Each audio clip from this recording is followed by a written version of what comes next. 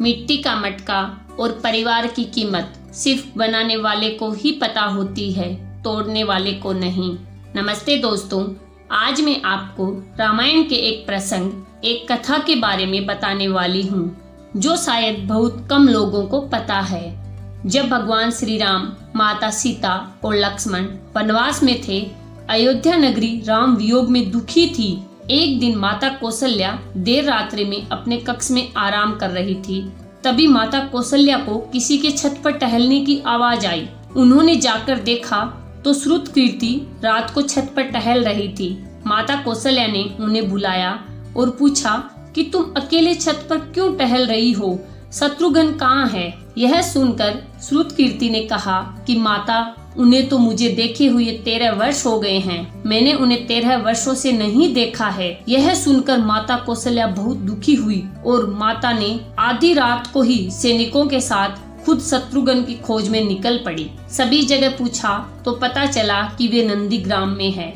नंदीग्राम में भरत जी कुटिया बनाकर वहीं से राजकाज का कार्य देखते थे। माता कौशल्या वहां पहुंची तो उन्होंने देखा कि जहां भरत कुटिया बनाकर तपस्वी भेष में रहते थे, उसी कुटिया के बाहर एक पत्थर की शिला पर अपनी बाह का तकिया बनाकर शत्रुघ्न सोए थे। माता ने जब उनको इस तरह सोए हुए देखा तो उनका हृदय कांप उठा।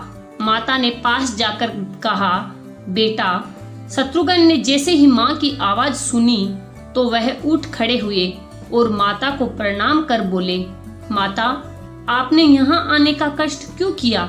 मुझे ही बुला लिया होता। माता ने बड़े प्यार से जवाब दिया, क्यों, एक माँ अपने बेटे से मिलने नहीं आ सकती? मैं भी आज अपने बेटे से ही मिलने आई हूँ, लेकिन तुम इस हालत में यहाँ क्यों सोए हो? शत्रुघ्न का गला रूंध गया। वो बोले, माँ, बड़े भैया राम पिता की आज्ञा से वन चले गए, भैया लक्ष्मण उनके साथ चले गए और भैया भरत भी नंदीग्राम में कुटिया बनाकर मुनि वेश धारण कर रहे हैं। तो क्या ये राजमहल, राजसी ठाट बाट सब विधाता ने मेरे ही लिए बनाए हैं?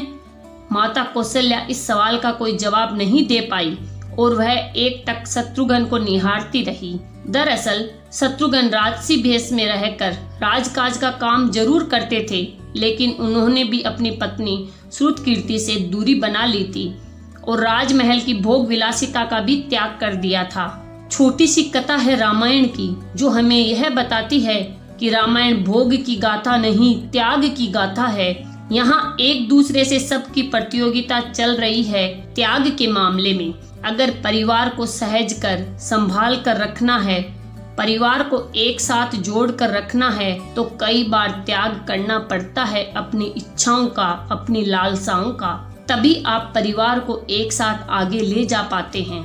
अंत में यही कहना चाहूंगी कि अगर इस वीडियो से आपको परिवार और परिवार के लिए त्याग की भावना समझ आई तो वीडियो को लाइक, शेयर और चैनल को सब्सक्राइब जरूर करना।